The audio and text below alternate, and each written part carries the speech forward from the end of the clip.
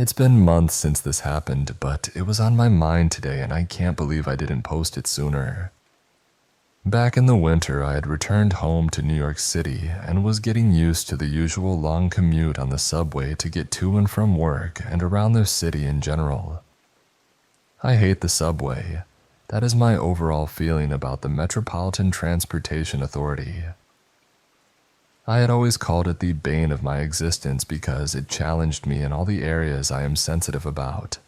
Close proximity to strangers, claustrophobic spaces, extreme temperatures, mysteriously foul smells, pests, and vermin.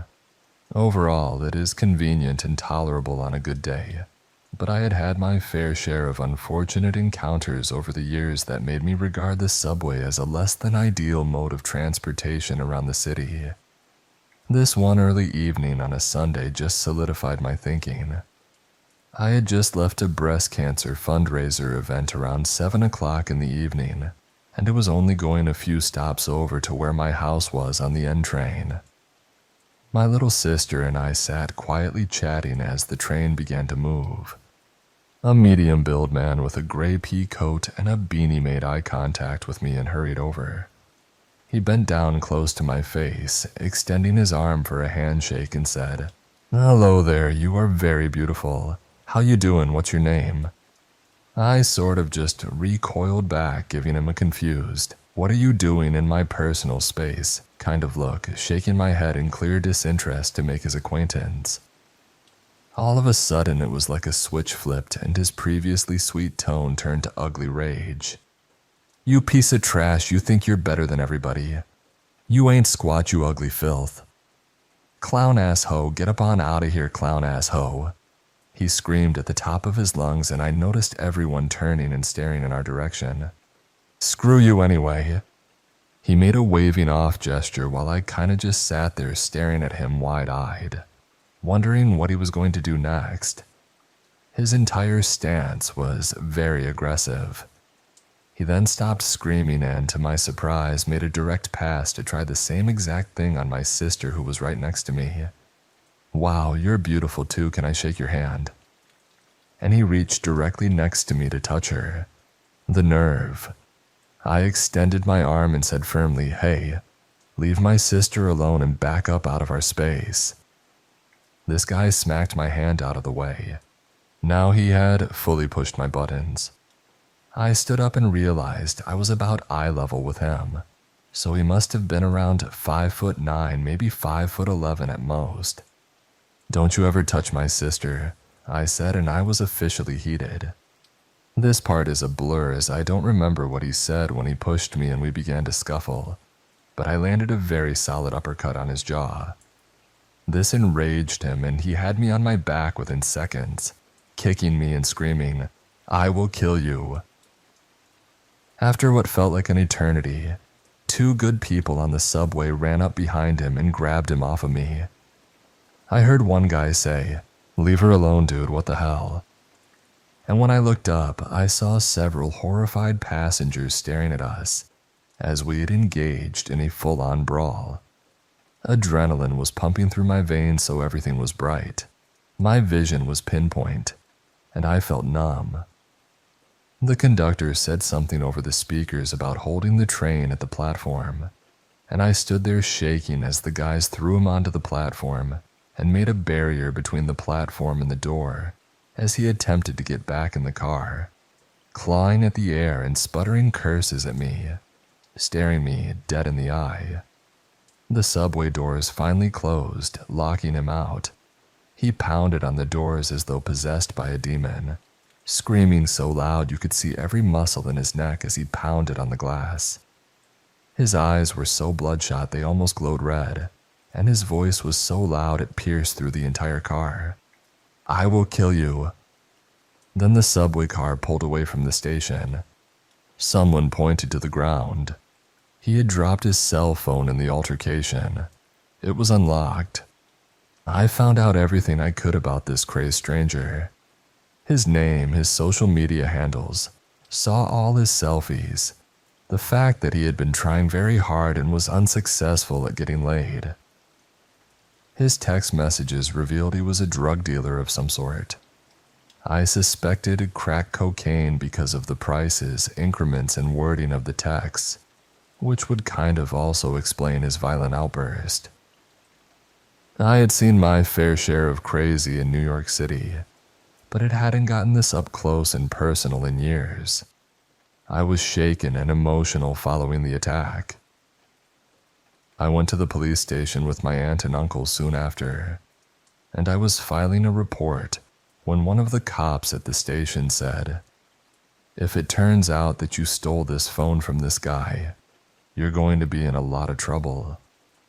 Dead serious, straight to my face, implying that I stole this phone from a complete stranger on the subway and was now spinning some elaborate web that included turning myself in at a police station when I was filing a report of an assault. I wasn't wrong in thinking that guy wasn't going to be much help. I digress. I gave them his full name and they said they had a lot of people in the system with the same name. I said, "Well, I have all the specific info I got off the phone." They said they couldn't use anything off the phone without a warrant. They ended up taking his cell phone from me and nothing ever really came of it, except for the enormous bruise I had from getting a blunt kick to the thigh. An officer came by my house a few months later with some photos of extremely similar looking men, none of which I could confidently identify as my assailant. I haven't heard a single thing since I filed the report and I couldn't find the guy on the social media again. So, this lunatic is out there probably riding the subway somewhere waiting for the next girl to reject a handshake so he can go absolutely over the top crazy. Sometimes I wonder what would have happened had it been late at night with nobody around to help me. That guy was screaming that he was going to kill me, and I'm sure he would have given the chance. Brawling subway Casanova. Let's not meet again.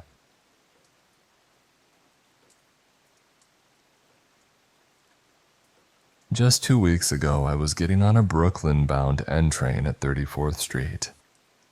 I had just left from a pretty challenging and upsetting session with my therapist, so sitting on a wooden bench on the subway platform with my headphones in, I was lost on a rather deep excursion into La La Land.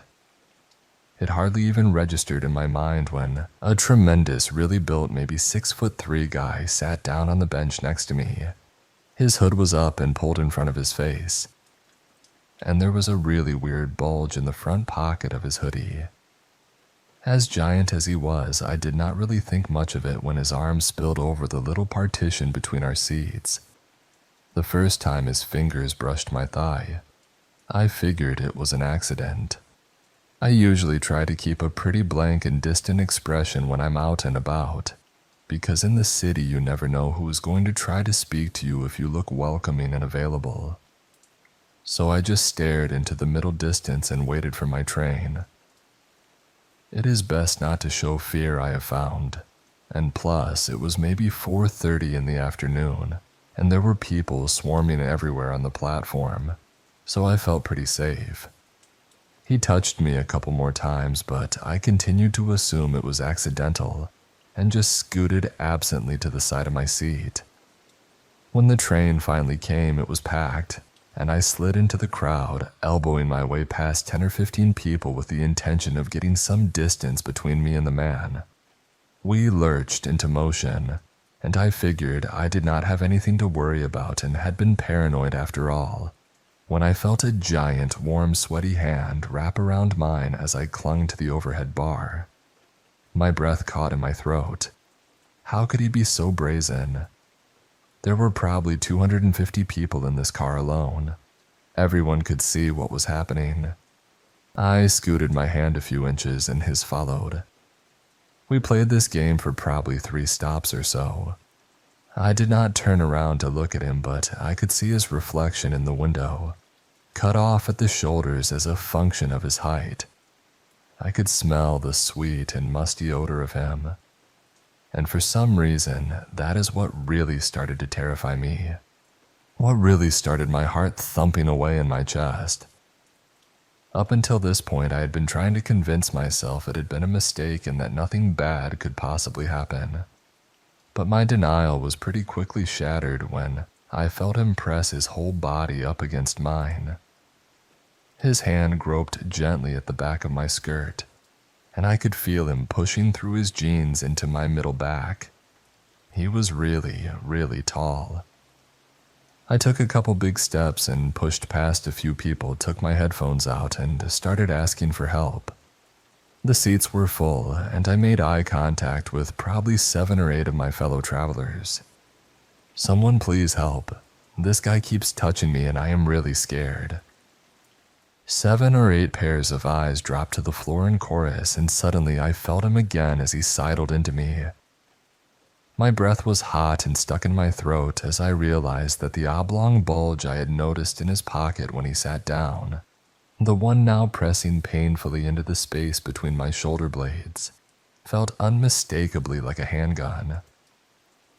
I wrapped my hand around the cylinder of pepper spray I keep in my purse and tried not to hyperventilate. "Someone please help me, this man is harassing me." My voice was swallowed up into the stale, humid air, absorbed by the hundreds of stationary bodies. There is no way I was not heard. No response at all. Just the ka-chunk, ka-chunk of the train. Somewhere on the other side of the car, a woman coughed. Finally, I turned around and confronted him. We were probably only 5 or so minutes from the stop where I needed to transfer at this point, and I was starting to really feel threatened. The best I could manage was, please leave me alone," and he smiled a twisted smirk that exposed just a few powerful ivory white teeth. I noticed a man in the crowd not far from us who was just as tall, if not taller, than my assailant. The melon-sized biceps spilling from his workout shirt covered in tattoos. He was watching the whole thing. "Sir, please help me, please." There is no way he did not hear the desperate tremulousness in my voice. This big, bold man, my almost hero, turned his head away from me and looked out the window. He scratched his nose with his wrist. I shouted a few times, loudly and distinctly. I understand the power of urban ignorance. I am guilty of sidestepping Greenpeace and UNICEF advocates on the street and walking past the ragged and homeless without so much as a nod. It is part of life here. But on that crowded subway car, not one single person lifted a finger or even looked up at me as I screamed for help. Finally, we got to Atlantic Avenue where I was to make my transfer. I darted off the train as fast as I possibly could, pushing people out of the way and jogging towards a staircase that led up to the main part of the station. As I heard the doors of my train ding to a close, I chanced to peek over my shoulder to see if I had lost him. I had not. He smiled up at me from the bottom of the staircase, one of his hands sunken into that middle pocket of his sweatshirt. My stomach lurched. I sprinted as fast as I could through the station. It was rush hour, and it was thronged. I ran past thousands of people screaming for help as the man loped behind me, but no one intervened. They just scurried about laughing and talking and getting to their trains, no attention to spare as I ran quite possibly for my life. I actually needed an R train to get home, but I faked quickly onto a 2 train as it pulled into the station. I ran through the car and got off at the other end just as the doors were closing, hoping to lose him and panting breathlessly. I did not see him on the platform anywhere, and as the train pulled away, I saw his smiling face in the door. His hand was up, fingers splayed, and he mouthed the word bye-bye as he waved to me. The train disappeared into the tunnel. I promptly threw up a few times into a garbage can. I found 2 policemen hanging out by a little underground bodega where they sell soda and newspapers. Never there when you need them. And when I told them what happened, they shrugged, laughed at me, and walked away. I lost a lot of faith in humanity that day. Now I keep a switchblade in my purse too, just in case.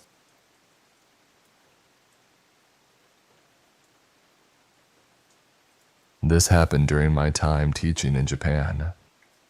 It was my first teaching job there. I was still learning the language and could only understand and speak a little bit. I also had an international driver's license at the time because I had failed the local driving test multiple times before finally passing, 9 times to be exact. I had used an entire month's paycheck to buy a small kei car, a small boxy car, a Spiano Mazda to be precise. Every other day, I drove to a particular preschool where I taught English to 3-year-old classes. Usually, the drive was very boring and uneventful, lasting about 30 minutes. But this time left me with PTSD. I was running a bit late, so I was driving faster than I was supposed to. I didn't want my strict boss to yell at me. I was in the right lane, which was the fast lane. I rarely drove in that lane because I like to enjoy the scenery, but I didn't have time for that day. I noticed that my lane was disappearing ahead, and I saw a space in front of the car next to me. Let's call that the psycho's car. So I put my foot down, going even faster, and got in front of him. I was about 2 car lengths ahead of him, and except for speeding, I followed the rules of the road. Apparently, that move upset him so much that he followed my car for 20 minutes all the way to my workplace. I didn't notice because I was trying to quietly encourage people on the road to go faster. When I pulled up, I noticed my usual parking spot was taken. I was upset, but I would have been in an even worse situation if I had tried to park there. The parking lot was actually an abandoned gas station just outside the school. I parked my car, grabbed my purse and phone, and mentally prepared myself for the next 3 hours of teaching. What I didn't realize was that the man had followed me into the parking lot and parked behind me. Honestly, I'm not proud of what happened next. He appeared at my window. Since kids and parents were arriving, I assumed he was a parent. I rolled down my window to see what he wanted. At the time, I was 24 and just trying to be a professional teacher to this random father of a student. Unfortunately, he wasn't a parent but a deranged lunatic. He started screaming at me in a language I didn't understand, right in front of 2 to 4-year-olds and their parents. I only understood that he was angry about my car and that he was calling the police. I recognized the word police. I should have pretended not to understand, but he then started screaming at me, accusing me of lying and claiming I understood Japanese. From the few words I'd learned from watching anime, I understood police and Japanese, liar and angry. That was literally all I could gather from this very unhinged man, still screaming in the parking lot with toddlers watching. He demanded I follow him across the street. I agreed for a few reasons. 1, I wanted to get him away from the kids as soon as possible. 2, the parking lot I was in had no quick getaway. But the lot across the street was at an Aeon, a big supermarket, easier to flee from if needed. 3, I wanted this psycho to get back in his car. And 4, that's apparently where he sent the police to arrest me for trying to kill him, according to what I was told later. I drove to the Aeon and kept my car running. He parked 2 rows ahead, glaring at me. For the next few minutes, I awkwardly just sat there. The police arrived. The man went up to them, demanding they see the video. One officer watched it while the other came to my car to get my side of the story and verify my license. After getting the all clear, he asked what started the situation using Google Translate. I replied that I didn't know. The other driver just randomly started yelling at me at my place of work. The officer walked away to talk with his partner near the psycho's car. They spoke to the man, promising to deal with the situation. One officer asked if the man had assaulted me. Honestly, I hadn't even considered that possibility before that moment. I replied, no, he hadn't, and I just wanted him to leave me alone. I couldn't afford a legal route on a teacher's salary. The officers went back to the man and promised to get rid of him. I texted my boss to explain the situation because I was officially missing class. The psycho drove away and the officer stood protectively next to my car. After waiting 10 minutes, they said I was free to go. No ticket, no fuss, no arrests on either side. What the heck? Why did I just have to deal with this situation for it to be over with so easily? I was still freaking out and not looking forward to the 30-minute drive home, especially since the psycho was headed the same way. On my way home, I noticed when cars were behind me for a while. I realized I was freaking out because the same car had followed me on a single-lane road for 5 minutes. Now I freak out whenever someone drives behind me for a long time. Thanks, psycho. I couldn't shake that feeling of panic for the entire time I lived in Japan. Over time, I learned to increase the amount of time someone could drive behind me before I started freaking out. Eventually, I would make a random turn or pull over to calm myself down. I'm still wary when people follow me for more than 10 minutes, but now I can tell the difference between someone just trying to get to work and a replay of my nightmare. So, psycho guy with your deranged train of thought, please just stay in Japan, let's never meet again.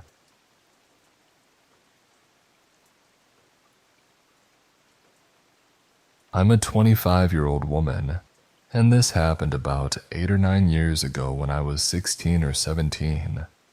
I come from a small village, but I went to school in the nearest big city about 40 kilometers, 25 miles away. Public transportation was terrible. Just getting home meant changing buses twice, and if I missed the last transfer and my parents weren't home, I had no way to get back unless they came for me or I walked 4 kilometers, 2.5 miles. Because of this, I lived in a dormitory during the week in the city where I studied. I stayed in the city Monday through Friday and went home on weekends. Every Sunday, I'd wait for my boyfriend at the station for about an hour and a half before we went back to the dormitory together. He came from another town by train. One Sunday was no different. I was sitting upstairs at the station where I could see the entire ground floor below me. I had my headphones in, phone in hand, just waiting. Out of the corner of my eye, I noticed a homeless woman wandering around. She sometimes stopped and looked around, but I didn't pay much attention. There are a lot of homeless people around there. Time passed and I was still sitting there. Then I saw the woman start walking toward me. I noticed she was talking to others nearby, probably asking for money. A few moments later, she came toward me again. I saw her but didn't lift my head. Then she stopped right in front of me and I finally looked up. She just stared at me. Her eyes looked glassy like she was high on something and she swayed slightly. She was dirty, honestly disgusting to look at. Some green liquid was dripping from the corner of her mouth and her face was dirty. She wore a thick coat, gray pants, black boots, even though it was spring, and carried a black backpack. She had short brown hair and brown eyes, and looked about 40, though she could have been younger. I saw her lips moving. She was talking to me. I took out my headphones and gave her my attention. I'm not a rude person, and I always try to speak kindly. But when I removed my headphones, she went silent and just stared at me. "What? Could you say that again?" I asked. She spoke again, but I couldn't understand a single word. Just mumbling. She kept staring at me with those glassy eyes. I shook my head. "Sorry, I can't understand what you're saying," I told her. At that moment, my heart started pounding. I was scared. I didn't know what she wanted, and something about her made me very uncomfortable. She started mumbling again, and while doing so, began searching her coat pocket with her right hand. I looked down at her hand to see what she was doing, maybe needing help. Then I looked back up into her eyes and waited. Suddenly, she pulled her hand out and I saw a piece of glass, about 15 centimeters, 6 inches long, sharp, held with the sharp end in her palm. She slowly slid it up under her coat toward her forearm. My eyes widened. I was terrified. I asked one last time more firmly, "What do you want from me?" I knew there were people all around at the station in broad daylight, so I didn't think she would actually do anything. Suddenly, she stepped toward me and pushed the glass toward my neck. I reacted immediately, jumping up in time, pushing her away and yelling, "What the hell are you doing?" She started mumbling angrily, but I had no idea what she was saying. My whole body was shaking. I grabbed my travel bag quickly but kept my eyes on her. She still held the glass shard in front of her, staring at me. "Leave me alone, go to hell," I shouted as I rushed away. By then, everyone at the station was watching. I ran outside and saw some police officers nearby. I felt a little relief and walked toward them but didn't say anything. I figured if I told them, they'd probably just tell the woman to leave, and that would be it. A few moments later, the woman came outside too, walking toward me, still angry. I didn't see the glass in her hand anymore. I grabbed my bag and moved to another part of the station courtyard where she couldn't see me. I was trembling, scared, and in shock. I never saw her again. Later, when my boyfriend arrived, I told him what happened. He was surprised and worried. He told me never to wait for him at the station again, and I didn't. From then on, I waited for him at the dormitory. Even now, whenever I visit that station, which is rare, I get anxious and stay alert. We still live in the same city and I'm still with my boyfriend. Just knowing what could have happened if I hadn't reacted in time, or if I had ignored her, still scares me. So to that homeless woman who might not even be alive anymore, if you are, let's never meet again.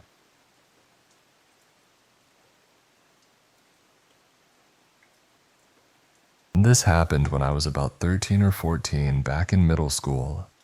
My school was only about a 10-minute drive from home. My parents had made an arrangement with our neighbor Jake, who was in the same grade as me.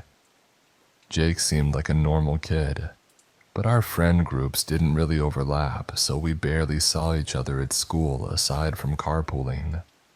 The deal was something like this.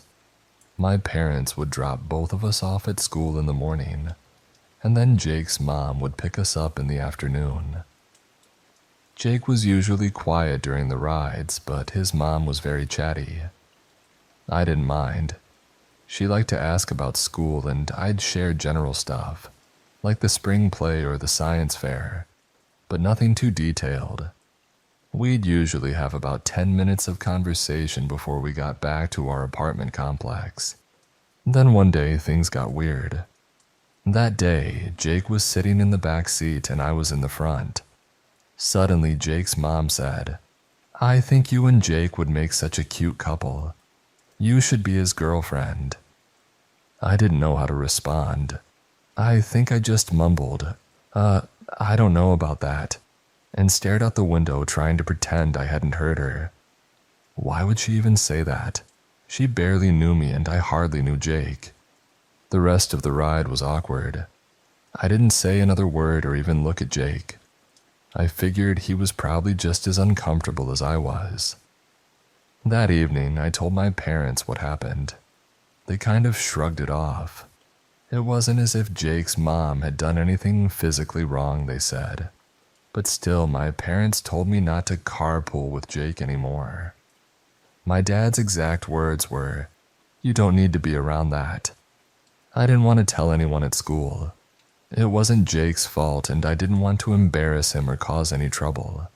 So I kept quiet and just stopped carpooling with them. I barely saw Jake at school after that. Just the usual passing by. But the weirdness didn't stop there. Jake's mom started showing up in places where I'd be. For example, I used to go to the park on Saturday mornings to play frisbee. Suddenly, I'd see Jake's mom there, every single Saturday. I had never noticed her there before. She also showed up at the nail salon I went to, twice in 1 month after we had stopped carpooling. Maybe it was coincidence, but I knew it wasn't. One day she approached me at the library and said something like, "It's so nice to see you here. Jake would love it if you came over sometime. You two should hang out more." I didn't know what to say. I just gave an awkward smile and muttered, "Yeah, maybe." Eventually, I told my parents about all of this. They talked to Jake's mom and told her to leave me alone. That was the end of it, as far as I know. It was just a really weird and uncomfortable situation. After that, we hardly ever saw each other. I hope that means she finally stopped paying attention to me.